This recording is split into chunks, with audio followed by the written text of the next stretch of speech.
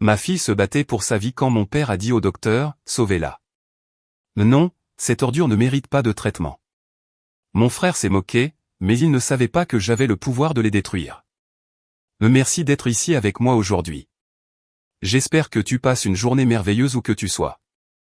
J'aimerais que tu partages dans les commentaires depuis quelle ville ou quel pays tu nous regardes et quelle heure il est chez toi.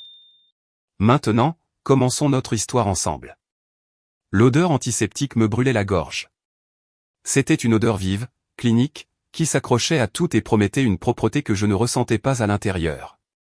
Je vivais, je ne sais pas, peut-être depuis 36 heures dans ce couloir et l'odeur s'était déjà imprégnée dans mes vêtements, mes cheveux, ma peau. J'étais appuyé contre le mur froid de l'unité de soins intensifs, un mur peint d'un blanc si pur et aseptisé qu'il faisait mal aux yeux, un blanc qui n'offrait aucun réconfort, seulement une indifférence stérile. Mes mains tremblaient, non de froid, mais d'un épuisement si profond que j'avais l'impression que mes os vibraient en même temps que le bourdonnement des lumières fluorescentes du plafond. Le café dans le gobelet en carton que je tenais était froid depuis des heures, mais je m'y accrochais comme si c'était une ancre au milieu d'un océan en furie. C'était la seule chose tangible dans un monde devenu liquide et terrifiant. Je n'avais pas pleuré, pas vraiment. J'avais l'impression que mes larmes s'étaient séchées à un moment de la nuit précédente, laissant derrière elles un désert brûlant dans mes yeux rouges. Pleurer demande de l'énergie et je n'en avais plus. Toute ma force vitale, chaque gramme de mon être, était concentré sur un seul point de l'autre côté de cette vitre épaisse et propre. Je m'appelle Renata. Et derrière cette vitre, ma fille de 6 ans, Camilla, se battait pour sa vie. Je la voyais si petite et fragile dans ce lit qui ressemblait à un bateau à la dérive dans une mer de drap blanc. Elle était entourée d'un nid de câbles et de tubes transparents reliés à une armée de machines qui bipaient et clignotaient avec une monotonie effrayante.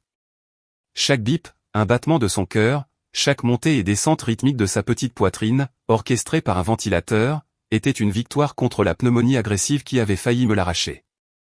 Je me sentais coupable.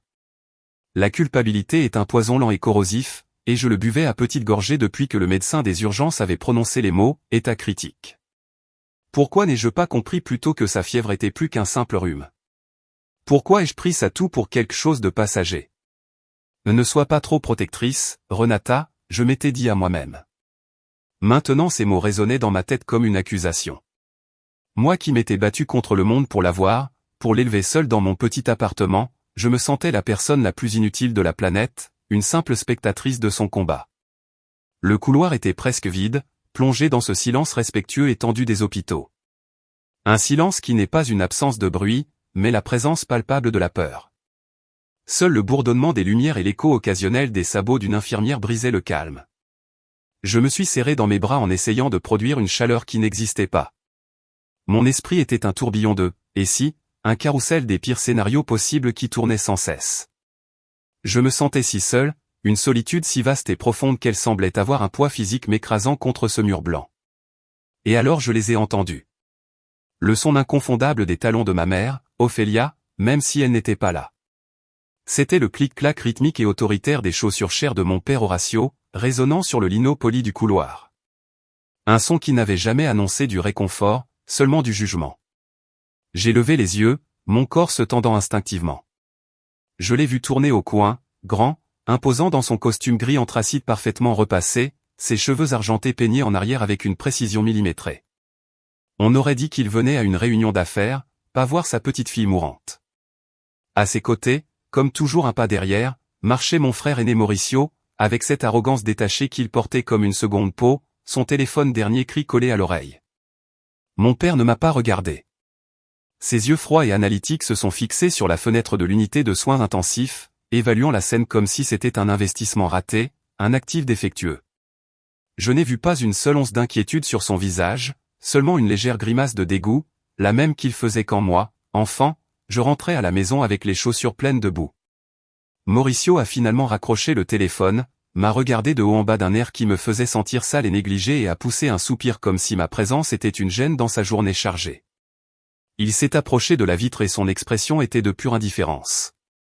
J'ai ressenti une pointe d'espoir stupide et familier, un vieux réflexe conditionné que je refusais d'abandonner. Peut-être que cette fois ce serait différent. Peut-être que la vue de leur petite fille, leur nièce, si sans défense et branchée aux machines attendrirait leur cœur de pierre. Peut-être que la tragédie, pour une fois, nous unirait. Quelle illusion j'avais. L'espoir dans ma famille avait toujours été le chemin le plus rapide vers la déception.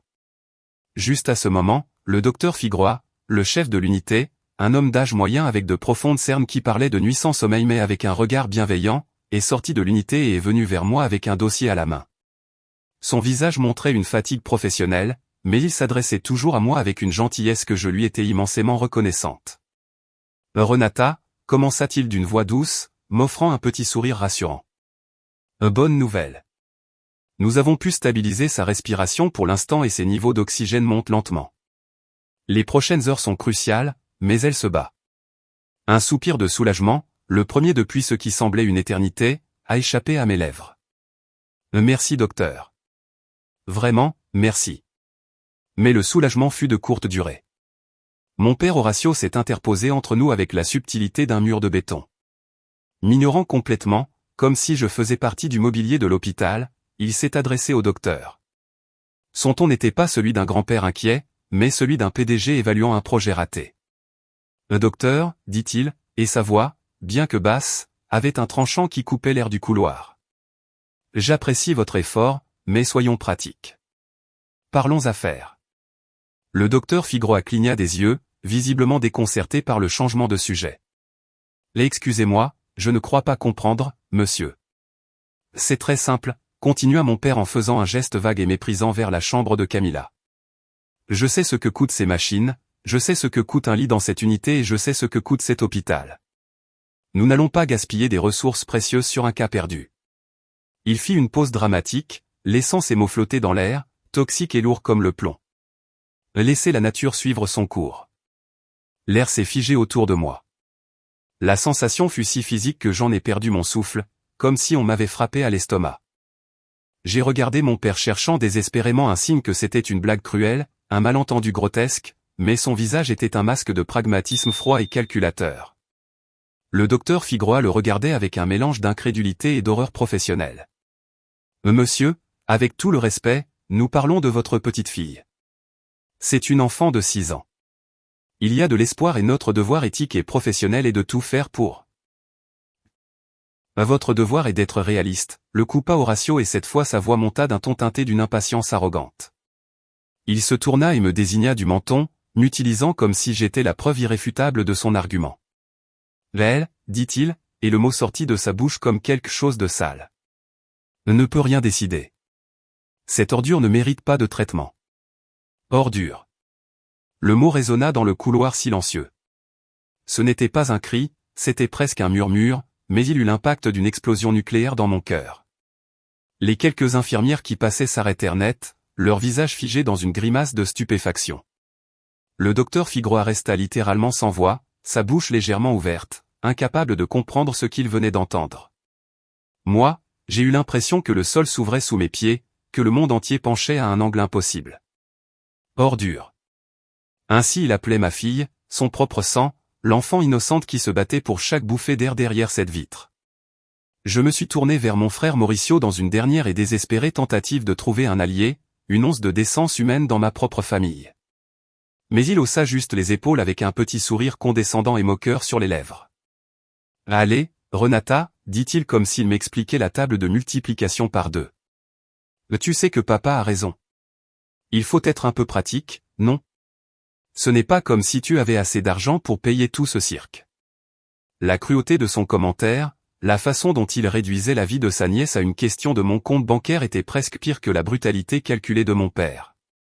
Je voulais crier, je voulais les frapper, je voulais m'effondrer la même et hurler de douleur et de rage, mais je suis resté paralysé, une statue de choc m'étouffant dans l'humiliation. « Monsieur, » dit enfin le docteur Figroy, retrouvant son calme, son ton désormais glacé et professionnel, dépourvu de toute gentillesse d'avant. Les décisions médicales concernant la patiente sont prises uniquement et exclusivement par sa mère, Madame Renata. Elle est la seule tutrice légale. Votre opinion, avec tout le respect, est complètement hors de propos pour le traitement de cet enfant. Mon père lâcha un rire sec, un son rugueux et sans humour. Elle, prendre des décisions. Docteur, vous ne la connaissez pas. C'est une artiste affamée qui vit dans un appartement de location misérable. Elle peut à peine se nourrir elle-même et encore moins nourrir une enfant. Toute sa vie a été une suite de mauvaises décisions et la pire de toutes, ajouta-t-il en me regardant directement dans les yeux, avec un mépris si absolu que je me sentis nu et exposé, et dans ce lit. Chaque mot était un clou de plus dans le cercueil de la petite lueur d'espoir que j'avais ressentie avant. Ce n'était pas seulement pour l'argent, c'était à cause de qui j'étais. C'était mon châtiment éternel de ne pas être la fille qu'il voulait, d'avoir choisi mon propre chemin, d'avoir eu Camilla. Et ma fille, mon innocente et petite Camilla, payait le prix. Le mot « valeur » dans la bouche de mon père avait toujours été un synonyme exact de « prix ». La valeur d'une personne se mesurait par les zéros sur son compte bancaire, par la marque de la voiture qu'elle conduisait, par le prestige de l'école où allaient ses enfants. Mes créations en céramique, l'art auquel j'avais consacré mon âme et mes mains, pour lui ce n'était que des babioles de boue, un passe-temps honteux qui me maintenait dans la médiocrité. Et cette nuit-là, tandis que les paroles cruelles d'Horatio résonnaient encore sur les murs blancs de l'hôpital, la mémoire, comme un animal blessé, m'entraîna vers un souvenir si vif et douloureux que je pouvais presque sentir l'odeur du sapin de Noël et le goût amer de l'humiliation. C'était Noël dernier. Les choses avaient été particulièrement difficiles.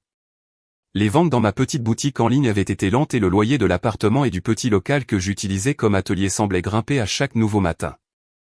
J'avais à peine de l'argent pour acheter à Camilla le jeu de blocs de construction qu'elle voulait tant et encore moins pour les cadeaux chers et ostentatoires que ma famille attendait. Mais je ne voulais pas arriver au dîner annuel de réveillon chez mes parents les mains vides. C'était une question d'orgueil, je suppose, une tentative inutile et désespérée de leur prouver que moi aussi je pouvais contribuer, que mon travail, ma passion, avait une valeur tangible.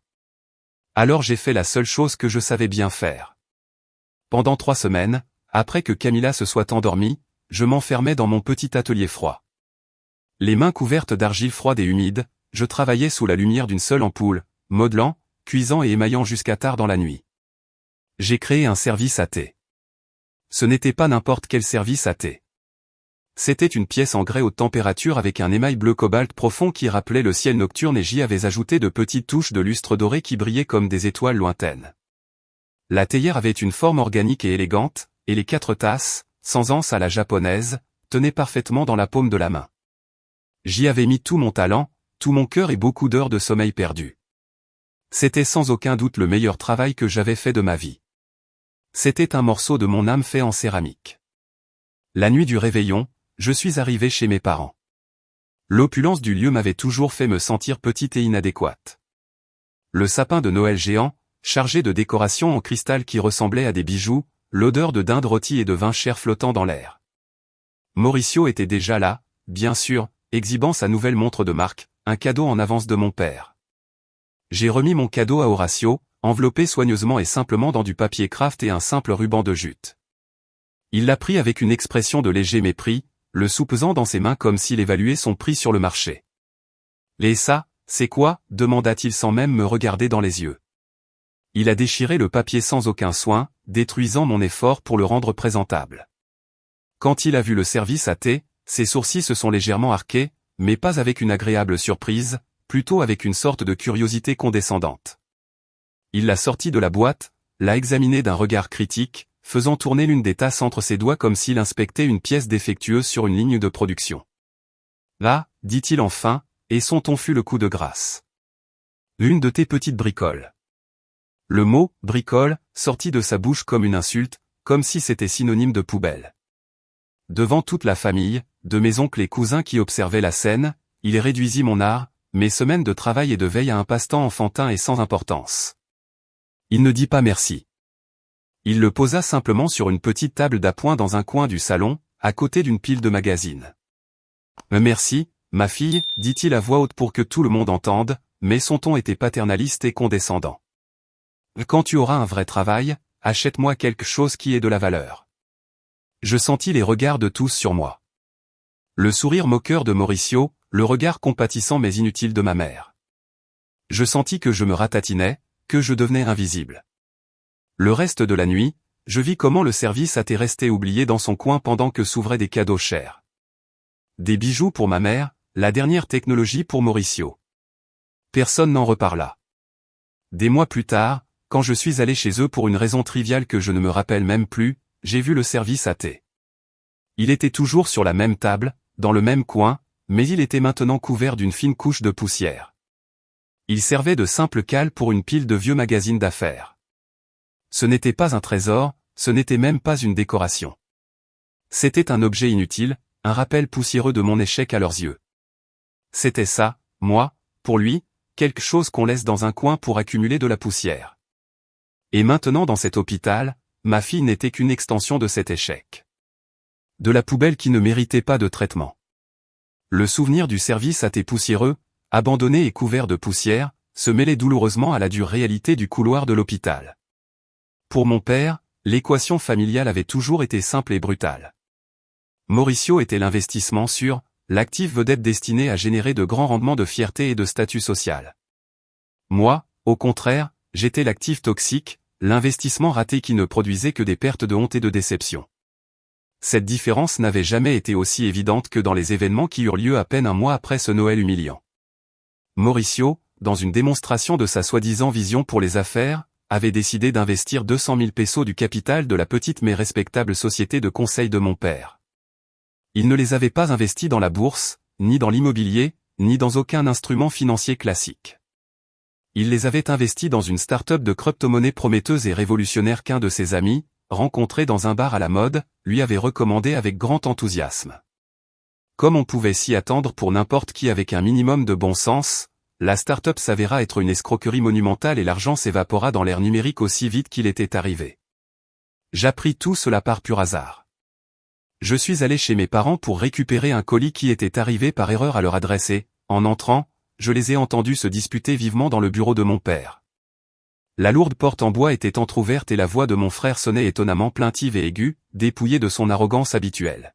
« Ce n'est pas ma faute, papa, je te jure. » Le type avait l'air sérieux. Ils m'ont trompé. Ils m'ont roulé. Je suis resté immobile dans le couloir en attendant l'explosion.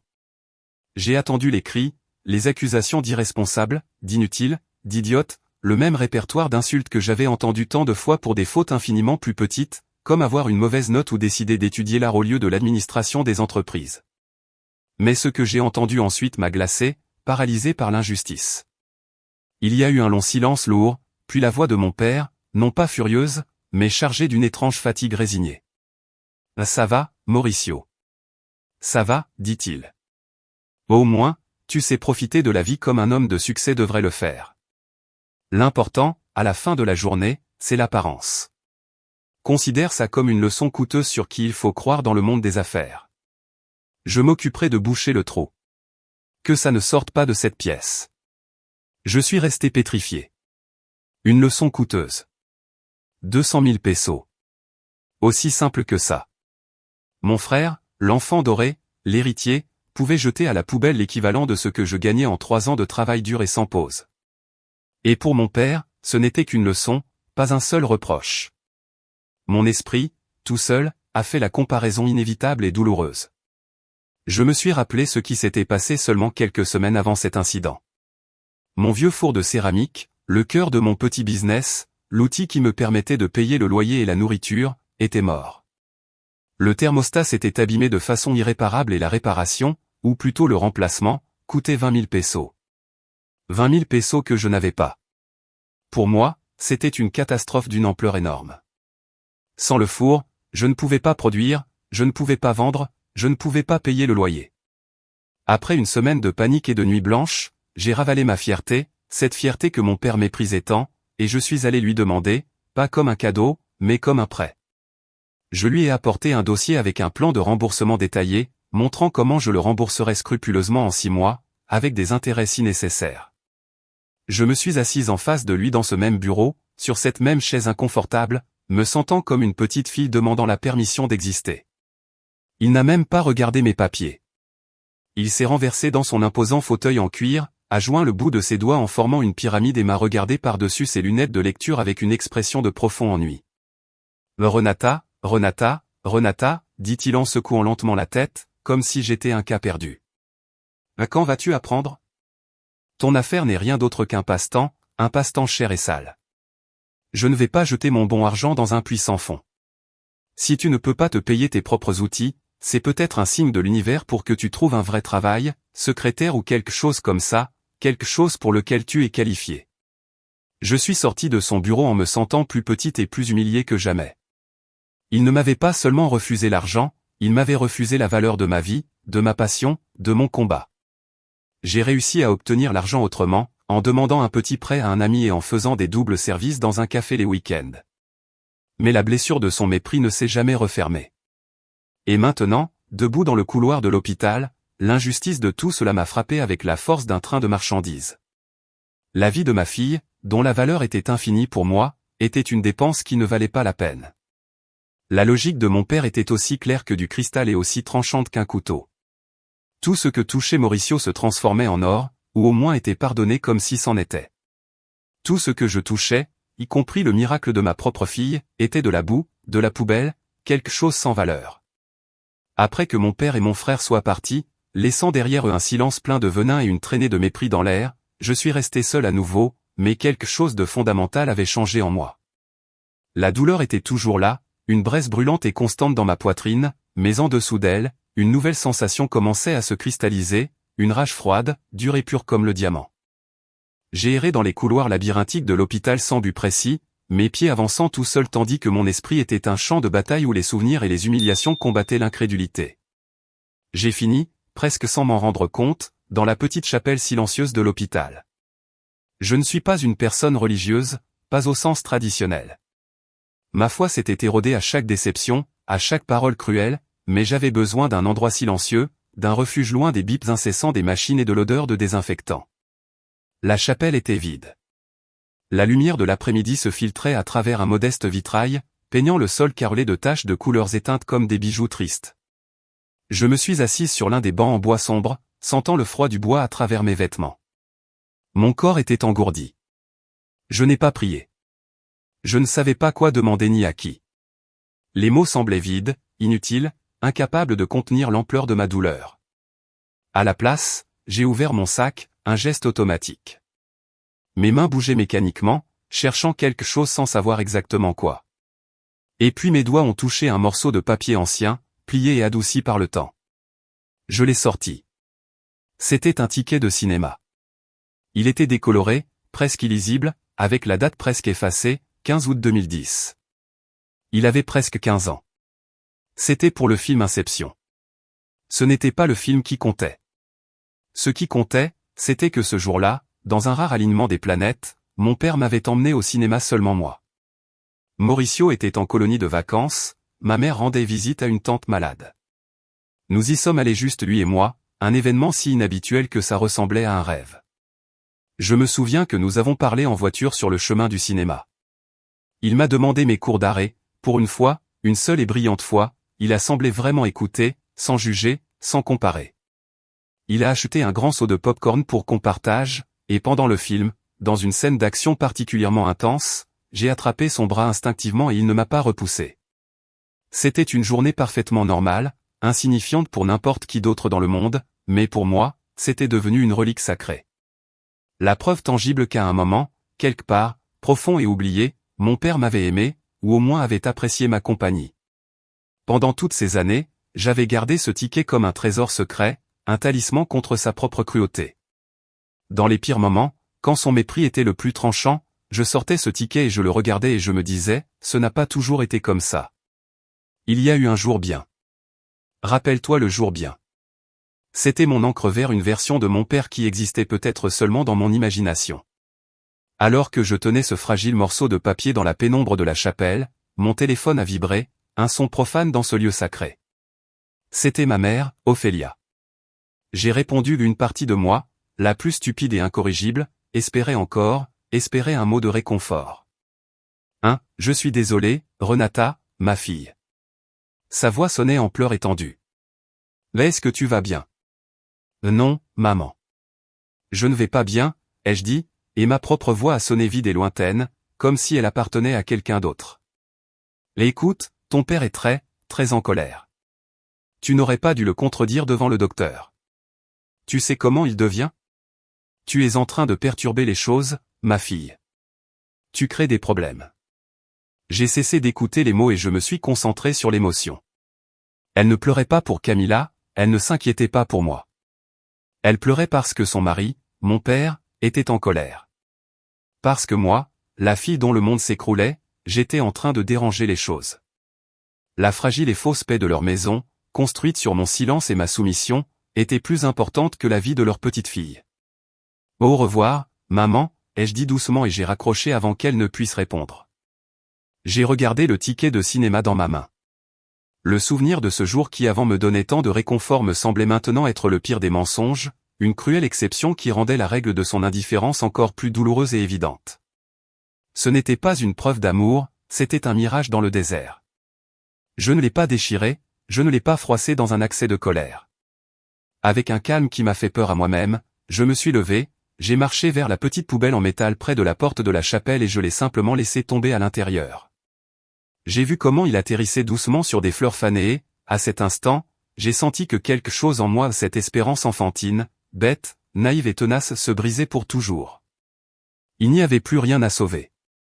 Il n'y avait plus de « bonjour » auquel m'accrocher. Il ne restait que la vérité froide, dure et indéniable, et la colère.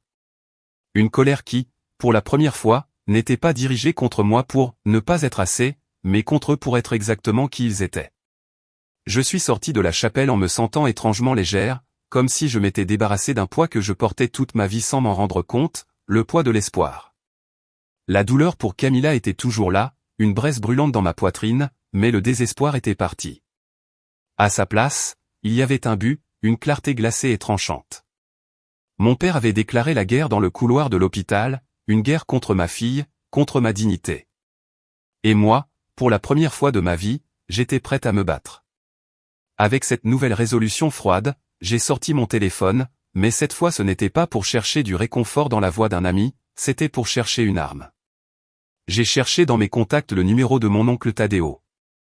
C'était le frère cadet de ma défunte grand-mère Adleda, un professeur d'histoire à la retraite qui vivait dans la tranquillité colorée de Oaxaca. Il avait toujours été la brebis bohème de la famille, celui qui valorisait l'art et les livres au-dessus de l'argent et des apparences. Et c'est pour ça que mon père l'avait toujours traité avec un mélange de mépris et de condescendance, mais il avait toujours été inconditionnellement gentil avec moi et surtout avec Camilla. Il a répondu à la deuxième sonnerie, sa voix chaude et inquiète, un baume pour mon âme blessée. « Renata, qu'est-ce qui se passe, ma fille ? Ta mère m'a appelé il y a un moment. » Elle semblait très bouleversée, mais elle ne m'a rien expliqué. Avec un calme qui contrastait avec la tempête en moi, je lui ai tout raconté. Je lui ai parlé de la pneumonie agressive de Camilla, des heures interminables en soins intensifs. Je lui ai raconté, mot pour mot, la conversation avec mon père dans le couloir, la phrase sur « la poubelle », le commentaire cruel de Mauricio, l'appel égoïste de ma mère. Ma voix n'a pas tremblé. J'ai relaté les faits avec une précision froide et distante, comme si je lisais un rapport de police. De l'autre côté de la ligne, le silence de mon oncle grandissait, chargé d'une fureur contenue que je pouvais presque sentir à travers le téléphone. Quand il a finalement parlé, sa voix était un grondement bas, une vibration d'indignation pure. « Cet homme n'a pas d'âme », siffla-t-il. Je l'ai toujours su. Ta grand-mère, ma sœur, elle le savait aussi. C'est pourquoi elle a pris ses précautions. Grand-mère ? L'ai-je demandé, et mon cœur, que je croyais mort, a fait un sursaut douloureux. Oui. Adleda savait parfaitement avec qui sa fille s'était mariée. Elle n'était pas bête.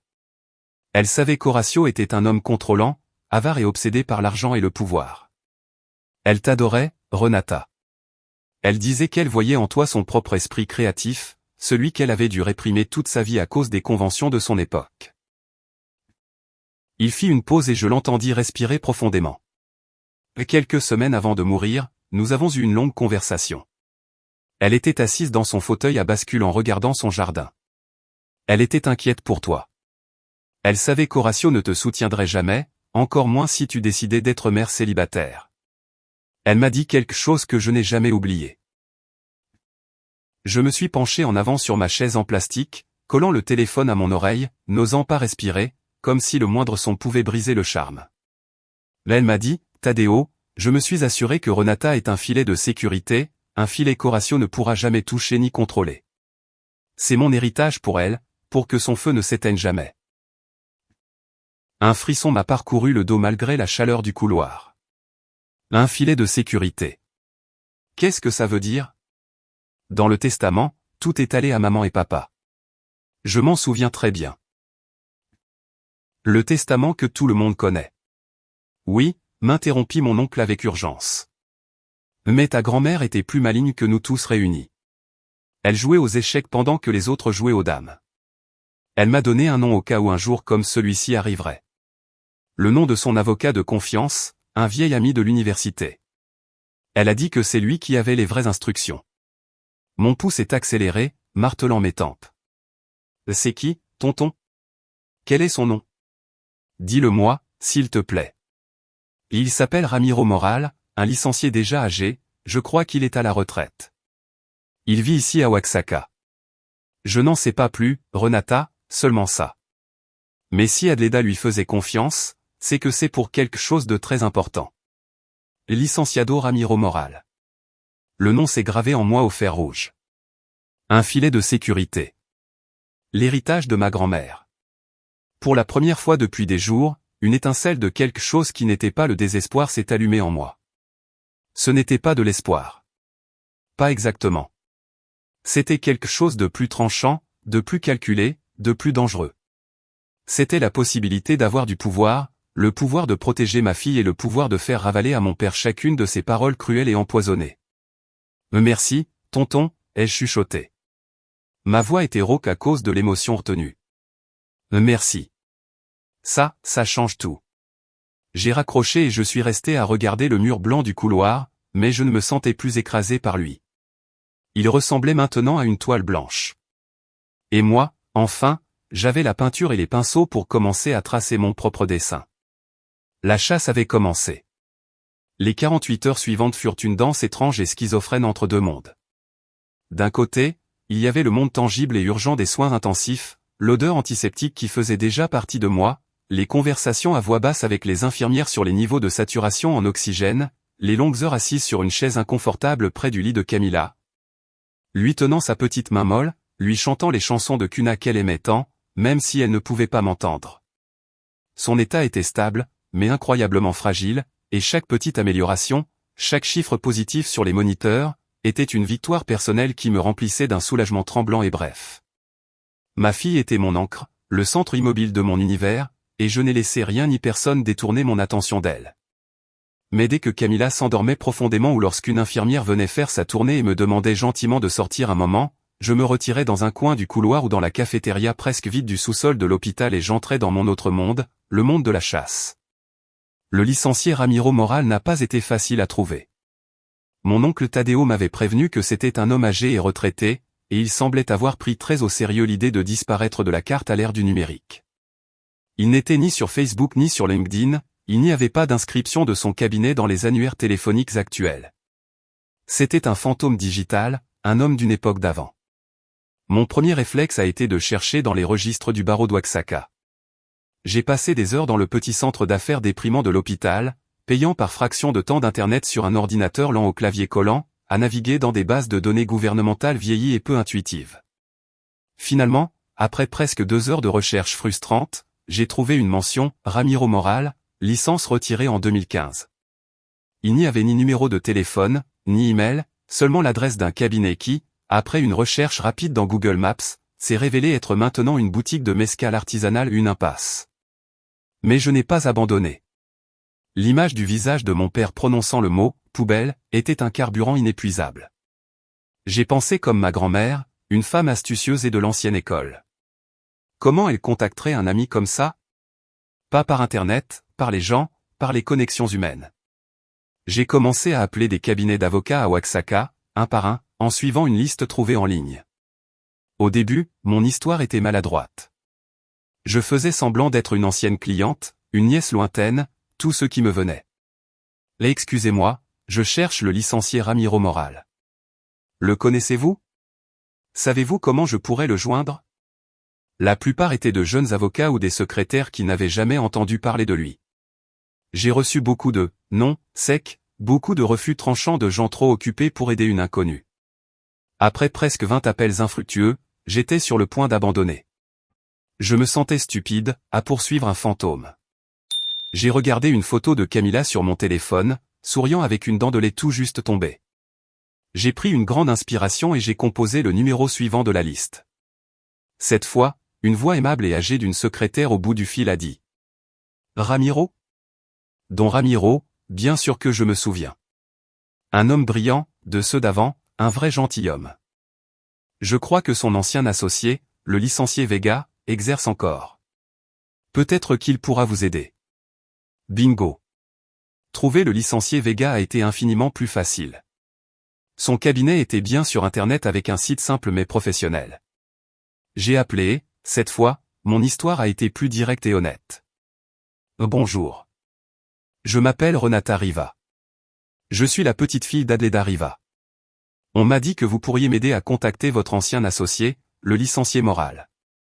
C'est une affaire familiale de la plus grande importance et urgence. Il y eut une pause sur la ligne. Le nom de ma grand-mère avait agi comme une clé magique. Je comprends, dit le licencié Vega, sa voix soudain prudente et sérieuse. Le licencié moral est un homme très discret et il n'aime pas qu'on partage ses informations. Laissez-moi votre numéro de téléphone. Je lui transmettrai votre message. S'il décide de vous contacter, il le fera. L'attente fut une torture chinoise. Chaque fois que mon téléphone vibrait, mon cœur faisait un bond. Le reste de la journée passa. Une nuit longue et silencieuse à côté du lit de Camilla passa aussi. Le lendemain matin, au moment où je commençais à penser que tout n'avait été qu'un faux espoir, le téléphone a sonné. Un numéro inconnu avec l'indicatif de Oaxaca. Allô, ai-je répondu, la voix à peine un murmure. Je parle à mademoiselle Renata Riva, petite fille d'Adleda Riva, dit une voix d'homme, profonde et râpeuse comme du vieux cuir et de la fumée de tabac. Oui, c'est moi. Je m'appelle Ramiro Moral. Votre grand-mère m'a fait promettre, il y a bien des années, que si vous me cherchiez un jour, je vous écouterais sans poser de questions. Vous avez toute mon attention. Dites-moi ce dont vous avez besoin. Assise sur une chaise en plastique dans la cafétéria bruyante de l'hôpital, avec l'odeur de café rassis autour de moi, je lui ai tout raconté, ma voix désormais ferme et claire. Je lui ai dit la vérité de ma vie et j'ai su, au long silence respectueux de l'autre côté, qu'il me croyait. Je comprends parfaitement la situation, dit le licencié moral quand j'eus terminé mon long récit haché. Il n'y avait pas de surprise dans sa voix, mais une sorte de résignation sombre. Son ton, bien que rendu rauque par les années, transmettait un calme et une autorité qui m'ont tout de suite rassuré. Adleda a prévu quelque chose comme ça. Pas les détails sanglants, bien sûr, mais l'essence du conflit. Elle savait qu'Horatio n'accepterait jamais ton indépendance, et encore moins celle de ta fille. Son ego ne le permettrait pas. Il fit une pause et je l'entendis expirer lentement. Ce que j'ai pour vous ne peut, en aucun cas, être discuté au téléphone. Je vous l'enverrai par messagerie urgente et sécurisée à l'adresse que vous m'indiquerez. Cela devrait arriver demain matin. Par sécurité, j'aurai besoin que vous m'envoyiez par email une copie de votre pièce d'identité officielle pour vérifier votre identité et la comparer aux documents. Je lui ai donné l'adresse d'un petit magasin de messagerie et de photocopie près de l'hôpital. L'idée que ces documents, que je devinais vitaux, arrivent à mon appartement, où ma famille pouvait encore surgir sans prévenir, me terrifiait. J'ai passé les 24 heures suivantes dans un état de nervosité extrême, un fragile équilibre entre le soin vigilant de Camilla et l'attente anxieuse du colis qui pouvait tout changer. Chaque heure semblait durer un jour. Le lendemain matin, après m'être assuré que Camilla avait passé une nuit tranquille et qu'elle était stable et endormie sous le regard attentif d'une infirmière, j'ai quitté l'hôpital en courant. L'air de Mexico m'a frappé, épais et rempli du bruit chaotique du matin. Dans la petite boutique de messagerie bondée, un jeune homme m'a remis une grande enveloppe épaisse, couleur manille, avec des scellés de sécurité. Elle pesait plus que je ne l'imaginais, et ce poids ressemblait au poids du destin. Je n'ai pas pu attendre de retourner à l'hôpital. L'anxiété était un animal vivant dans ma poitrine. J'ai trouvé un petit parc tranquille à quelques pâtés de maison, une oasis de verdure au milieu de l'asphalte. Je me suis assise sur un banc isolé sous l'ombre d'un jacaranda. Les mains tremblantes, j'ai rompu les scellés. À l'intérieur, il n'y avait pas qu'un document, mais plusieurs, tous soigneusement rangés dans une chemise en plastique. Le premier était une copie certifiée devant notaire d'un testament, pas celui que je connaissais et me rappelait vaguement. Celui-ci portait une date plus récente, signée seulement quelques mois avant la mort de ma grand-mère. Mon cœur battait à tout rompre contre mes côtes pendant que mes yeux dévoraient les clauses juridiques. Ce n'était pas seulement de l'argent, c'était bien plus, c'était du pouvoir. Ma grand-mère, Adleda Riva, m'avait désigné comme son unique et universelle héritière, mais pas de ses biens personnels directement. Elle me léguait la totalité des actions d'une société d'investissement privé dont je n'avais jamais entendu parler. L'Inversión del Sol, SA de CV. J'ai lu avec avidité les statuts de la société. C'était une société écran, parfaitement légale, dont l'unique but était de posséder et gérer des actifs, une forteresse financière. Puis j'ai vu la liste des actifs que possédait la société et j'ai senti que le monde s'arrêtait, que le bruit de la ville s'évanouissait, qu'il ne restait que ses papiers et moi. Actif numéro 1, l'immeuble situé dans la prestigieuse rue Cal de las Flores numéro 14, Colonia del Val. La maison où vivaient mes parents. La maison où j'ai grandi, chaque recoin un rappel d'une humiliation. Elle ne leur appartenait pas. Elle ne l'avait jamais vraiment été. Elle m'appartenait, à moi. Actif numéro 2, l'immeuble de bureaux de 3 étages sur l'avenida Insurgente sur, un petit mais très rentable bâtiment dans l'un des quartiers les plus prisés de la ville. Le même bâtiment où mon père avait sa société de conseil, Assessor Horacio V, occupant tout le rez-de-chaussée avec l'arrogance d'un propriétaire. J'avais supposé qu'il en était le propriétaire. Je me trompais. Il était ou aurait dû être mon locataire. Comme je l'ai découvert dans les relevés joints, il n'avait pas payé un seul peso de loyer depuis plus de 10 ans. Mais il y avait plus. La société possédait aussi un portefeuille d'actions dans des entreprises de premier plan et plusieurs comptes bancaires d'investissement. En additionnant tout, une estimation prudente de la valeur totale de mon héritage dépassait les 10 millions de pesos. 10 millions. Un chiffre si astronomique, si loin de ma réalité de lutter pour payer le loyer, que mon esprit avait du mal à le comprendre. Le testament stipulait clairement que mon père, Horacio, serait l'exécuteur et l'administrateur de la société jusqu'à ce que j'aie 30 ans, ou jusqu'à ce que je me marie ou que j'aie un enfant, ce qui arriverait en premier. Son devoir était d'administrer les biens, de réinvestir les gains et de me remettre le contrôle total lorsque la condition serait remplie. J'avais 32 ans et j'avais eu une fille il y a 6 ans. Il avait violé les termes du testament pendant des années, me cachant ma propre fortune tout en profitant, pendant qu'il me laissait me battre pour chaque centime, pendant qu'il m'humiliait pour mon manque de ressources. Et, pour couronner le tout, au fond de l'enveloppe se trouvait une lettre personnelle écrite de la main élégante et ferme de ma grand-mère. « Ma chère et courageuse Renata », commençait-elle. « Si tu lis ceci, c'est que le jour que je craignais tant est arrivé. Je sais que tu as un cœur d'artiste, un esprit libre que ce monde et parfois cette famille ne comprend ni ne valorise toujours. Ton père est un homme de chiffres, pas de sentiments. Il t'aime à sa manière tordue, possessive et contrôlante, mais son amour vient avec des conditions qui étoufferaient ton âme. C'est pourquoi je te laisse ces outils. Je ne te donne pas une vie facile, je te donne la liberté. La liberté de créer sans peur, d'élever ta fille sans dépendre de personne, de construire ton propre monde à ton image. Utilise ces ressources pour protéger ton cœur et celui de ta petite contre ceux qui ne comprennent que le langage de l'argent et du pouvoir, même si cela porte mon propre sang. Ne laisse plus jamais personne éteindre ton feu. Tu es une riva et notre feu ne s'éteint pas. Avec tout mon amour, ta grand-mère Adleda. Des larmes chaudes, les premières depuis des jours, ont roulé sur mes joues, mais ce n'étaient pas des larmes de tristesse. C'étaient des larmes de gratitude, de colère contenue, d'un immense et cathartique sentiment de justice poétique. Ma grand-mère ne m'avait pas seulement laissé de l'argent, elle m'avait laissé un arsenal, et j'étais prête à utiliser chaque dernière balle. Je suis retourné à l'hôpital en me sentant comme une personne complètement différente. La peur et l'incertitude qui me rongeaient depuis des jours avaient été remplacées par une détermination d'acier. Je n'étais plus la victime tremblante et suppliante dans le couloir. J'étais l'héritière d'Adleda Rivae, plus important encore, j'étais la mère de Camila. Et pour les deux, j'allais réclamer ce qui m'appartenait. La première chose, c'était ma fille. Sa santé était et serait toujours ma priorité non négociable. Cet après-midi-là, les nouvelles du docteur Figueroa furent encore plus encourageantes. L'infection commence à céder de façon notable, me dit-il avec un vrai sourire qui illumina son visage fatigué. Là, elle répond incroyablement bien au traitement. C'est une combattante, votre fille. Ces mots furent le carburant final dont mon moteur avait besoin. Ma petite combattante méritait le meilleur et maintenant je pouvais le lui offrir. Mon premier mouvement n'a pas été contre mon père, il a été pour ma fille.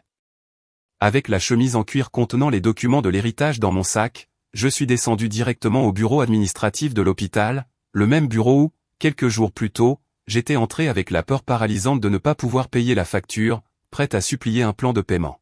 « Oh bonjour », ai-je dit à l'administratrice, une femme d'apparence sévère et efficace appelée Madame Menet. Je m'appelle Renata Riva. Ma fille, Camila Riva, est en USI. Je voudrais faire quelques changements importants pour son séjour. Elle m'a regardé par-dessus ses lunettes avec une expression d'impatience. Des changements? Oui, ai-je répondu, d'une voix calme mais ferme. J'ai glissé sur son bureau en acajou une copie des statuts d'inversion del Sol, montrant mon nom comme unique propriétaire et présidente du conseil, ainsi qu'un relevé bancaire récent affichant un solde à 7-0. Premièrement, je veux régler la facture actuelle en totalité et payer d'avance une estimation des 30 prochains jours. Là, tout de suite. J'ai sorti un chéquier d'entreprise que le licencié moral avait inclus dans le dossier et j'ai rempli un chèque d'un montant que je savais obscène, mais je voulais que le message soit clair. Madame Méné a regardé le chèque, puis les documents légaux, puis moi, et son expression de sévérité s'est changée en étonnement et en respect soudain. Bien sûr, Madame Riva. Tout de suite. Deuxièmement, ai-je continué pendant qu'elle traitait le paiement avec des doigts maintenant nerveux, je veux que vous transfériez ma fille dans la meilleure suite privée de l'hôpital dès que ce sera médicalement possible. Je veux une équipe d'infirmières dédiée exclusivement à elle, disponible 24 heures sur 24. Ne lésinez sur aucune dépense, aucun traitement, aucun spécialiste que vous jugerez nécessaire de consulter, d'où qu'il vienne. Je prends tout à ma charge. Ce sera fait immédiatement, Madame Riva, balbutia-t-elle en prenant des notes fébrilement. Et troisièmement, et c'est le plus important. Je me suis penché sur le bureau et ma voix est devenue dure comme la glace. À partir de maintenant, j'interdis formellement l'accès à cet étage et à toute information, verbale ou écrite, concernant ma fille à ces deux personnes, Horacio V et Mauricio V. Ils ne sont pas famille autorisée, ils n'ont aucun droit, ni légal ni moral, d'être ici. S'ils essaient d'entrer, appelez la sécurité et faites-les expulser du bâtiment. Est-ce suffisamment clair? L'administratrice a hoché vigoureusement la tête, n'osant pas me regarder dans les yeux. Cristallin, Madame Riva, je donnerai les instructions personnellement au chef de la sécurité. Je suis sorti de ce bureau en sentant une vague de pouvoir que je n'avais jamais connue. Ce n'était pas l'ivresse de l'argent en soi, mais le pouvoir protecteur d'une mère, le pouvoir de créer un sanctuaire pour ma fille, de prendre des décisions pour son bien-être sans demander la permission ni des excuses à personne. Je suis remonté à l'étage des soins intensifs juste à temps pour voir mon père et Mauricio sortir de l'ascenseur avec leurs visages arrogants. Ils venaient probablement pour leur séance quotidienne de torture psychologique. Mon père est allé droit au comptoir des infirmières, m'ignorant. Je viens voir l'état de la patiente de la chambre 305. La chef des infirmières, une femme robuste qui avait déjà reçu les nouvelles consignes strictes, le regarda avec une froideur professionnelle. Désolé, monsieur, je ne suis pas autorisé à vous donner cette information. Le visage de mon père s'assombrit. Comment ça, pas autorisé? Je suis son grand-père. Mes instructions sont claires et sans équivoque, dit-elle sans broncher. Seule la mère de la patiente, Madame Renata Riva, peut recevoir des informations ou autoriser des visites. Et vous, monsieur, vous n'êtes pas sur sa liste de personnes autorisées. Horacio resta bouche bée, son visage rougissant d'une fureur narcissique. Il me vit debout au bout du couloir, regardant la scène les bras croisés. Nos regards se croisèrent à travers le couloir. Le sien était de pure rage et d'incrédulité. Le mien, pour la première fois en 32 ans, ne montra aucune peur. Je soutins son regard avec un calme glacé, jusqu'à ce que ce soit lui qui le détourne. Humilié, il fit demi-tour et, sans dire un mot, re-rentra dans l'ascenseur avec Mauricio sur ses talons, visiblement confus et bredouillant. La première bataille, je l'avais gagnée. Les jours suivants furent un souffle de paix au milieu de la guerre. Avec la présence toxique de mon père et de mon frère éradiqués de l'hôpital, l'ambiance autour de Camila devint sereine et guérisseuse. Fidèle à sa parole, l'administration la transféra dans une vaste suite privée au dernier étage, avec de grandes fenêtres donnant sur un petit jardin intérieur. Les soins étaient impeccables et, entourée de cette tranquillité et de cette attention, ma fille commença à s'améliorer à grands pas. Je pouvais passer des heures simplement assise à ses côtés, lui lisant des histoires, la regardant colorier dans son lit, sentant la chaleur de sa main reprendre de la force dans la mienne, sans la menace constante du poison de ma famille. Pendant ce temps, j'ai longuement parlé au téléphone avec le licencié moral. Avec patience et sagesse, il m'a guidé à travers les aspects juridiques complexes de ma situation, m'expliquant mes droits, mes options et les actions possibles. Il m'a mis en contact avec une équipe d'avocats de premier plan ici à Mexico, un cabinet spécialisé en contentieux corporatifs et familiaux. Ensemble, comme un conseil de guerre, nous avons préparé l'offensive. Une semaine après leur avoir interdit l'entrée à l'hôpital, quand Camilla n'était plus en danger, riait devant les dessins animés à la télé et parlait avec enthousiasme de rentrer à la maison, j'ai décidé qu'il était temps de lancer la deuxième attaque. Je ne voulais pas d'une longue bataille juridique publique. Du moins pas au début. Ce serait un cirque médiatique qui ne ferait que donner à mon père une plateforme pour se poser en victime. Je voulais un coup chirurgical, rapide, propre et dévastateur. Je voulais voir leur visage quand leur monde de mensonges s'effondrerait à leurs pieds. Je n'ai pas envoyé de mail formel par les avocats. Je n'ai pas envoyé de message. Je voulais qu'ils entendent ma voix. La nouvelle voix qu'ils ne connaissaient pas, une voix qui ne suppliait pas et ne tremblait pas. J'ai attendu 20 heures, l'heure où je savais que mon père serait dans son bureau à la maison, probablement en train de boire un cognac cher et de se sentir le maître de l'univers. J'ai composé son numéro personnel. Il a répondu à la deuxième sonnerie, sa voix sonnant irritée et autoritaire. « Qu'est-ce que tu veux, Renata ?»« Bonsoir, père, ai-je dit, et mon ton était volontairement formel, distant, dépourvu de toute émotion filiale. Ça sonnait comme une dirigeante appelant un subordonné, pas comme sa fille. « Je t'appelle pour demander une réunion avec toi et avec Mauricio. » Il y eut un silence de l'autre côté de la ligne. Je pouvais presque l'entendre traiter mon ton de voix si étranger à ses oreilles. Une réunion à propos de quoi? Si c'est pour demander de l'argent, tu connais déjà la réponse. Et si c'est pour te plaindre, épargne-moi ça. Au contraire, ai-je répondu d'un calme glacial. C'est au sujet d'un patrimoine familial. Je propose que nous nous réunissions demain soir à 20 heures précises à la maison. Il est d'une importance capitale que vous soyez tous les deux présents. C'est toi qui nous convoques à une réunion. Dans ma propre maison, lâcha-t-il, riant d'un ton incrédule et méprisant. Ne me fais pas rire, Renata. Tu n'as rien à dire qui m'intéresse le moins du monde. Tu te trompes, ai-je dit, et j'ai laissé tomber le petit hameçon. Le sujet, c'est Inversión del Sol. Je suppose que ce nom t'intéresse, lui. Le silence, de l'autre côté de la ligne, fut total. C'était si dense et lourd que je pouvais entendre le bourdonnement de l'électricité. Je savais que j'avais visé juste. J'avais prononcé le nom de son secret le plus sombre, la clé de son royaume frauduleux. Demain à 20 heures, dit-il finalement, sa voix désormais un murmure tendu et contrôlé. Puis il raccrocha brusquement. Je souris. L'arrogance de mon père était sa plus grande faiblesse. Il était tellement sûr de son pouvoir, de ma supposée insignifiance, qu'il ne pouvait même pas imaginer la vraie nature de la menace. Il penserait que j'avais découvert quelque chose de petit, que j'allais essayer de négocier quelques miettes tombées de sa table. Il n'avait aucune idée que je n'allais pas demander une part du gâteau. J'allais réclamer toute la pâtisserie. L'invitation était lancée. Le jugement allait commencer. J'arrivais à la maison de la rue des Fleurs à 8 heures précises. La ponctualité, m'avait appris mon père, était un signe de respect, et ce soir-là, je voulais lui montrer un respect absolu non pas à lui, mais à la gravité du moment. La maison, où chaque recoin gardait le fantôme d'une humiliation, d'un mot blessant, d'une larme silencieuse. Mais cette nuit-là, je ne sentis pas le poids oppressant des souvenirs. En garant ma modeste voiture derrière le luxueux sedan allemand de mon père et la voiture de sport italienne de mon frère, je ressentis une étrange et puissante sérénité. Ce n'était plus leur maison. Et bientôt, ils le sauraient aussi. C'est ma mère, Ophélia, qui m'ouvrit la porte. Son visage était une carte d'anxiété, ses yeux bougeant nerveusement de moi vers le salon. Elle portait une robe élégante, comme si elle attendait des invités importants, une preuve de plus de la négation dans laquelle elle vivait. Mon père Horacio et mon frère Mauricio m'attendaient dans le salon, assis stratégiquement sur les canapés en cuir comme un tribunal inquisitoire. Ils tenaient des verres de vin rouge à la main et affichaient une attitude de supériorité calculée. Ils voulaient m'intimider dès la première seconde, me rappeler qui détenait le pouvoir. « Bien, Renata, tu es enfin là », dit mon père sans même me saluer, me désignant d'un geste autoritaire un fauteuil unique placé face à eux, comme le siège de l'accusé. « Tu as 5 minutes pour expliquer cette comédie ridicule et dramatique ?» Je ne m'assis pas.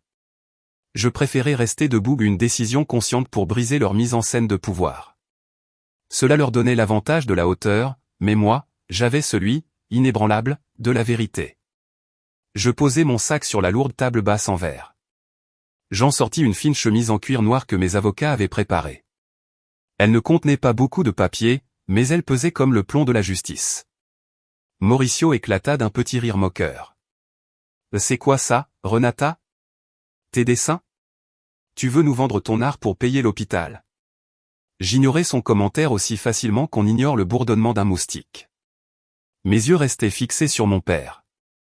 Comme je l'ai dit au téléphone, le sujet de cette réunion est Inversion del Sol. L'expression d'Horacio se figea, comme s'il avait enfilé un masque de granit. Tu as découvert l'ancienne société de ta grand-mère, dit-il froidement.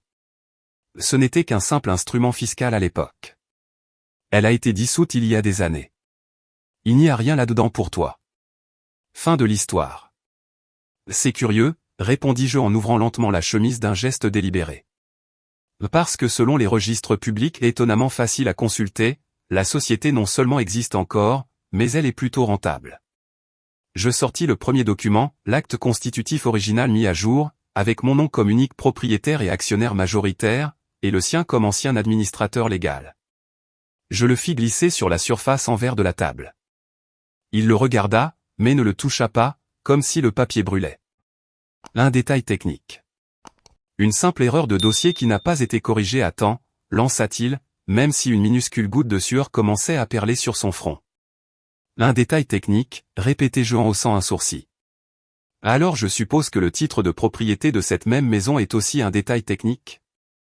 Je sortis le deuxième document et le posai sur le premier, le titre de propriété de la maison de la rue des Fleurs, au nom de Inversion del Sol, SA de CV. La couleur commença à s'échapper du visage de mon père. Mauricio se pencha en avant, fronçant les sourcils, son esprit plus lent essayant encore de relier les points. Ma mère, debout près de la cheminée comme une statue tragique, porta une main à sa bouche. Et j'imagine, continuai-je, ma voix prenant de la force à chaque syllabe, que le titre de propriété de l'immeuble de bureau sur Insurgente, où tu tiens ta prestigieuse société de conseil, est aussi une simple erreur de papier. Je déposai le troisième document sur la pile grandissante. Cette fois, Mauricio comprit. L'impact de la révélation le frappa comme une gifle. Qu'est-ce que ça veut dire, ça, s'écria-t-il, se tournant vers mon père avec panique. Papa, de quoi elle parle? Dis-moi qu'elle ment. Mon père ne répondit pas. Il fixait les papiers, la mâchoire si crispée que ses dents semblaient prêtes à éclater. Cela signifie, dis-je d'une voix ferme, remplissant le silence tendu, que la maison où vous vivez, le bureau où tu travailles, dis-je en regardant directement mon père. Et la voiture de sport que tu conduis, ajoutai-je en me tournant vers Mauricio, ont été achetés et entretenus avec l'argent généré par des actifs qui, légalement et moralement, m'appartiennent. Cela signifie que pendant les 12 dernières années et depuis mes 30 ans, et encore plus depuis la naissance de ma fille Camilla, vous avez vécu de mon héritage, me le cachant, me le volant, tout en me traitant de raté alors que vous profitiez des fruits de mon patrimoine. Le silence qui suivit fut assourdissant. Un vide absolu là où il y avait autrefois de l'arrogance. Ce fut mon père qui le rompit. Il se leva d'un bond, son visage transformé en masque de rage. « Ah, comment oses-tu » rugit-il, sa voix perdant pour la première fois toute sa maîtrise. « Après tout ce que nous avons fait pour toi. Nous t'avons donné un toit, à manger, une éducation, et voilà comment tu nous remercies ?» Avec ces mensonges, cette trahison. Je restai immobile, solidement ancré à ma place. « Tu veux parler de trahison? Parlons-en. Parlons d'un grand-père qui dit à un médecin de laisser mourir sa petite-fille pour ne pas gaspiller des ressources. Parlons d'un père qui traite sa propre fille de déchet. La mention de ses propres mots à l'hôpital le désarma complètement. Il recula d'un pas, comme si je l'avais giflé. C'est alors qu'Horacio commit son dernier et fatal erreur. Dans une tentative désespérée de reprendre le contrôle, il usa de son arme habituelle, l'humiliation. « Tu ne comprends rien à tout ça, Renata. Tu n'es qu'une simple potière. Tu es une ratée. Tu n'as rien. Tu n'es personne sans le nom de cette famille. » J'attendis patiemment qu'il ait fini. Et alors, pour la première fois de la soirée, je souris. Un sourire froid, sans la moindre trace de joie. Un sourire tranchant comme une lame. « Tu te trompes, père, dis-je doucement, savourant chaque mot. Ce n'est pas que je ne sois personne sans toi. C'est que, à partir de ce soir, toi, tu n'es plus personne sans moi. » Mon sourire sembla le troubler plus que toutes mes accusations légales. C'était un geste qui ne collait pas à son image de moi, la fille faible, pleurnicheuse et ratée. Dans ce bref instant de confusion, dans cette fissure qui s'ouvrit dans son armure d'arrogance, je fis mon dernier mouvement. Je plongeai la main dans mon sac en cuir et sortis une dernière enveloppe blanche, épaisse, au cachet officiel indéniable. Je ne la posai pas sur la pile de documents sur la table. Je la tins dans ma main, entre l'index et le majeur, comme une carte dans une partie de poker. Tu m'as élevé en m'enseignant que la valeur des choses se mesure en pesos et en centavos, dis-je. Ma voix était maintenant calme, presque pédagogique, celle d'un professeur s'adressant à un élève particulièrement lent. Tu m'as appris que mon art, ma passion, n'avait pas de valeur parce qu'il ne générait pas les millions que tu attendais. Tu m'as appris que la vie de ma fille était un passif dans ton bilan financier, une dépense qui ne valait pas la peine. Je marchai lentement jusqu'à la table basse et posai l'enveloppe blanche sur les titres de propriété. Le contraste du papier blanc officiel sur le cuir sombre était dramatique. Comme un point final à une longue et douloureuse phrase. Alors j'ai décidé de te donner une leçon sur la valeur. En utilisant le seul langage que tu sembles comprendre et respecter. Celui de la propriété et de la perte. Mauricio, incapable de se retenir plus longtemps, se jeta sur la table et arracha l'enveloppe. Il l'ouvrit avec des doigts maladroits et tremblants. Ses yeux parcoururent le document, allant d'une ligne à l'autre avec une vitesse fébrile. Son visage devint livide, d'un ton cireux et maladif. « L'expulsion » murmura-t-il. Et ce mot, plein de pouvoir, n'était qu'un souffle d'air sur ses lèvres. « Ce n'est pas encore une expulsion », le corrigeai-je d'une voix glaciale. « C'est une notification officielle et légale. Vous avez 30 jours calendaires pour quitter cette propriété, qui m'appartient légalement. 30 jours pour évacuer l'immeuble de bureau, et 30 jours pour restituer tous les biens, véhicules et fonds qui ont été détournés ou mal utilisés de la société Inversion del Sol. » Je regardai mon père, dont les yeux exorbités reflétaient un mélange de rage et de panique. « Tu m'as dit un jour que mon cadeau de Noël n'avait aucune valeur. Maintenant, je vais te donner l'occasion d'apprendre la vraie valeur des choses, la valeur d'un toit au-dessus de ta tête, la valeur d'un endroit à appeler maison. Tu as 30 jours pour apprendre cette leçon. Le cours vient de commencer. » Je me tournai, pris mon sac et marchai d'un pas ferme vers la porte principale. Il n'y avait plus rien à dire. La vérité avait été exposée. La sentence prononcée. Derrière moi, j'entendis le premier son de l'hystérie de ma mère, un gémissement aigu puis le rugissement furieux et impuissant de mon père. Je ne me retournai pas. La fille qui avait passé sa vie à chercher leur approbation était morte dans un couloir d'hôpital. La femme qui sortait de cette maison ce soir-là était quelqu'un qu'ils ne connaissaient plus et qu'ils allaient désormais apprendre à craindre. Je ne partis pas immédiatement. La tentation de monter dans ma voiture et de fuir à toute vitesse, laissant derrière moi le chaos, était immense. Mais une partie de moi, une partie nouvelle et froide, avait besoin d'être témoin. Pas par sadisme, mais pour confirmation. J'avais besoin de la preuve sonore que l'ancien monde, celui qui m'avait écrasé pendant 32 ans, s'était brisé sans retour possible. Au lieu d'aller vers ma voiture, je traversai la rue et marchai jusqu'au bout du pâté de maisons, m'arrêtant à l'ombre d'un grand arbre feuillu. De là, la maison illuminée ressemblait à une scène de théâtre, et la pièce allait atteindre son apogée. Je n'eus pas à attendre longtemps. Le premier à se faire entendre fut le rugissement de mon père, un son guttural, animal, plein d'une rage qui, pour la première fois, n'avait plus de cible. Ce n'étaient pas des mots, juste des cris de frustration pure, le son d'un roi déchu dans son propre château. Puis vinrent les sanglots aigus et théâtraux de ma mère, non pas de tristesse pour la famille brisée, mais de panique pour son statut perdu. « Et que va-t-on faire, Horatio ? Où irons-nous ? Nos amis, les gens du club, que vont-ils dire ? Nous serons la risée de tout le monde. » Sa préoccupation n'était pas la blessure subie, mais la façade sociale qui s'effondrait. Mais le son le plus marquant, celui gravé à jamais dans ma mémoire, fut celui de Mauricio. Après l'explosion initiale de mon père, il y eut un silence lourd, puis j'entendis sa voix aiguë, tremblante, presque méconnaissable, dépouillée de toute son arrogance habituelle. « Tu le savais » lança-t-il à mon père. « Tu le savais depuis le début. Tu m'as dit que tout était en sécurité, que grand-mère ne nous avait laissé que des dettes et des problèmes. Tu m'as menti. Tais-toi, Mauricio. Tu ne sais pas de quoi tu parles, cria Horatio, sa voix sonnant étrangement creuse. Non, je ne me tairai pas, répliqua mon frère. Et pour la première fois de sa vie, j'entendis dans sa voix un véritable éclat de révolte. Ma voiture, mes cartes de crédit, mon poste dans l'entreprise, tout est au nom de cette société. Cette société qui est à elle. Qu'est-ce que je suis censé faire maintenant?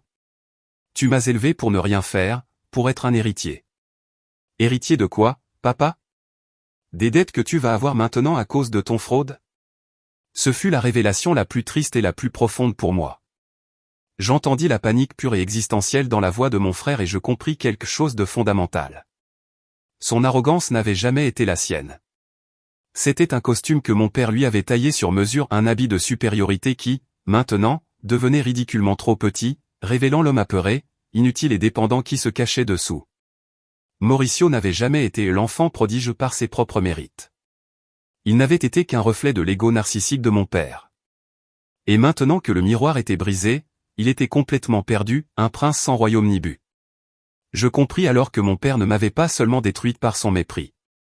Il avait aussi ruiné mon frère par son favoritisme, en le façonnant comme une belle statue vide à l'intérieur. Je restai là encore quelques minutes, écoutant les échos de leur implosion familiale. Puis, avec un sentiment de clôture absolue, je me retournai et marchai vers ma voiture. Je ne ressentais ni joie ni satisfaction. Juste une paix sombre et lourde, la paix qui vient après une chirurgie nécessaire mais douloureuse. La tumeur du mensonge et de l'abus avait été retirée.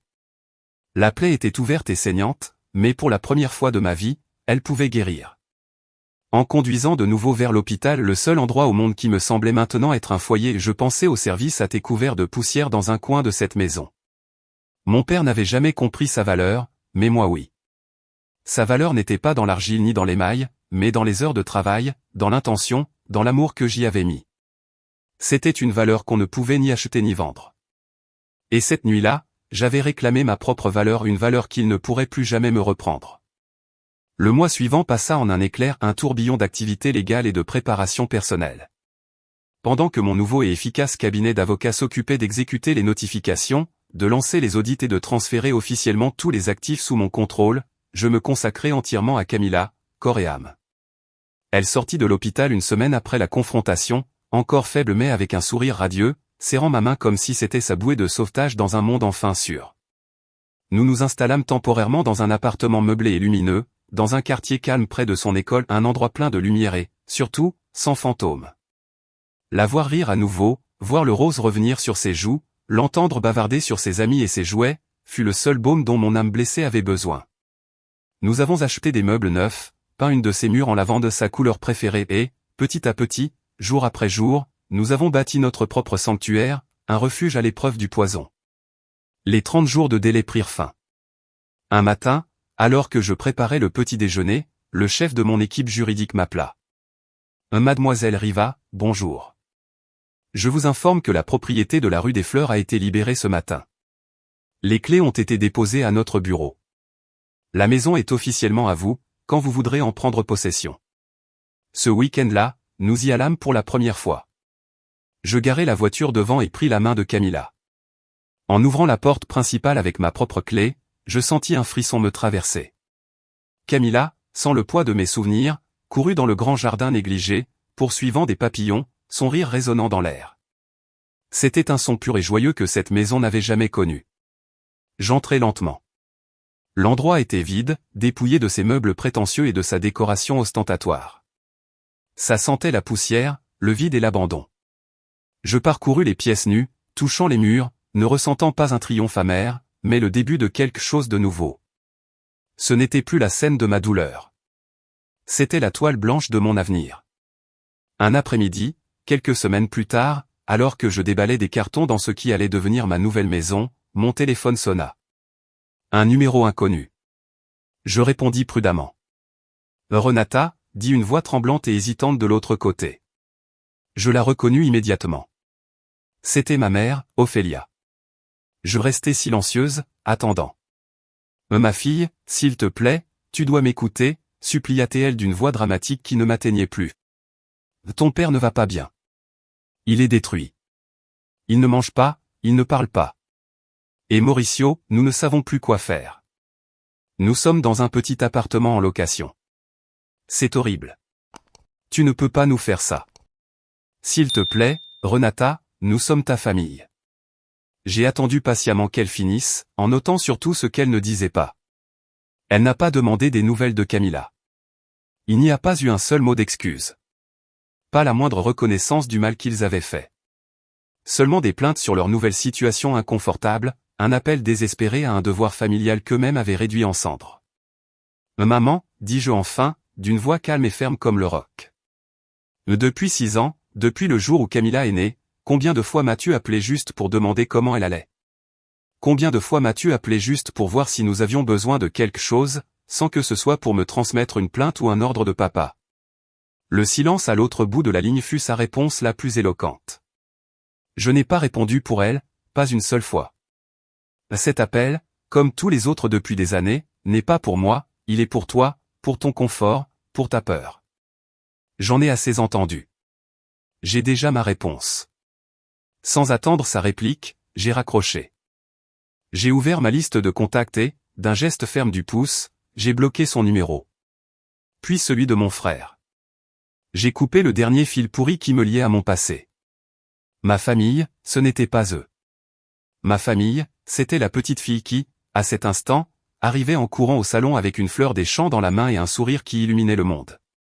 Ma famille, c'était nous deux, et notre avenir venait juste de commencer. Les mois sont devenus une année. La maison de la rue des Fleurs, autrefois un mausolée de froideur et d'apparence, s'est transformée. Là où se trouvait le bureau sombre et oppressant de mon père, il y avait maintenant mon atelier de céramique, un espace vaste et lumineux, inondé de lumière naturelle, avec un four neuf et des étagères en bois clair remplis de mes créations. Mon activité, portée par une nouvelle confiance et par les ressources pour expérimenter, a fleuri d'une manière que je n'avais jamais imaginée. Avec une partie de l'héritage, j'ai ouvert une petite mais élégante galerie dans la Colonia Roma. Et mon travail, autrefois méprisé par mon père comme de simple bricolage, sans valeur, était désormais célébré dans des magazines de design et recherché par des collectionneurs et des décorateurs. La liberté financière m'avait donné la liberté créative, et mon art n'avait jamais été aussi honnête, aussi audacieux, ni aussi réussi. La maison elle-même s'est remplie de vie et de rire. Nous avons invité mon oncle Tadeo à passer de longues périodes avec nous, et sa présence sage et bienveillante fut un baume. Nous avons organisé des fêtes d'anniversaire pour Camilla dans le jardin, avec des clowns, un château gonflable et tous ses amis d'école, tout ce que je n'avais jamais pu lui offrir avant. Nos amis, les vrais, ceux qui étaient là dans les moments difficiles, venaient dîner le week-end. Nous avons rempli chaque recoin d'amour, d'art, de musique et de la paix qu'on nous avait tant refusé. Un après-midi ensoleillé, j'étais dans le jardin en train d'apprendre à Camilla à modeler une petite figurine en argile avec ses mains. Le soleil de l'après-midi traversait les feuilles des arbres, peignant tout d'une teinte dorée et chaleureuse. Camilla, les mains et le visage adorablement tachés de boue, m'a regardé avec ses grands yeux sérieux, ses yeux qui voient tout. « Maman » a-t-elle demandé avec l'innocence brutale des enfants, « Papy Horatio et tonton Mauricio vont-ils venir nous rendre visite un jour dans notre nouvelle maison ?» J'ai posé la pièce d'argile et je l'ai regardée, prenant ses petites mains collantes dans les miennes. Mon cœur a senti une pointe, non pas de colère, mais d'une profonde tristesse pour la famille qu'elle méritait d'avoir et qu'elle n'aurait jamais. « Je ne pense pas, mon amour », lui ai-je dit doucement, en choisissant mes mots avec soin. Parfois, les personnes qui partagent notre sang ne sont pas vraiment notre famille. La famille, ce n'est pas une question d'obligation. C'est fait des gens qui te choisissent, qui t'aiment sans condition, qui célèbrent qui tu es et t'aident à te relever quand tu tombes. Je lui ai essuyé une tache d'argile sur la joue avec mon pouce. Notre famille, c'est tonton Tadeo. Ce sont nos amis qui viennent dîner. C'est toi et moi et ça, ma chérie, c'est plus que suffisant. Elle sembla le comprendre à sa façon. Elle sourit un sourire pur et simple et retourna à sa petite sculpture d'argile. Et pendant que je la regardais, si heureuse, si en sécurité et si libre dans le monde que nous avions construit pour nous, j'ai repensé au choix que j'avais fait. J'avais démantelé la vie de mes parents et de mon frère. Aux yeux de beaucoup, j'avais probablement détruit ma famille. Mais eux m'avaient appris que l'amour, chez nous, avait toujours été conditionnel. Leur amour dépendait de mon obéissance, de mon silence, du fait que je reste petite pour qu'eux puissent se sentir grands. Alors, quand j'ai enfin eu le pouvoir, j'ai simplement posé mes propres conditions. La condition, c'était la dignité, le respect, l'humanité de base et ils n'ont pas su les respecter. Je me demande, et maintenant je vous demande, à vous qui écoutez mon histoire. Ai-je eu tort de mettre un prix à mon pardon ? Merci d'avoir écouté mon histoire jusqu'au bout. Parfois, les batailles les plus dures et les plus douloureuses ne se livrent pas contre des inconnus, mais contre les personnes qui sont censées nous protéger et nous aimer sans condition. J'espère que mon expérience donnera de la force à quelqu'un qui traverse quelque chose de similaire et qui se sent seul ou impuissant. Qu'en pensez-vous? Ai-je bien fait de réclamer ce qui m'appartenait et de couper les liens? Ou aurais-je dû leur donner une autre chance parce qu'ils sont ma famille? Dites-moi votre avis en commentaire. J'adorerais lire ce que vous pensez. Et si vous aimez ce genre d'histoire vraie et complexe, n'oubliez pas de vous abonner à notre chaîne et d'activer la cloche pour ne rien rater. Chaque histoire partagée est une voix qui s'élève. Merci de faire partie de notre communauté. On se voit à la prochaine.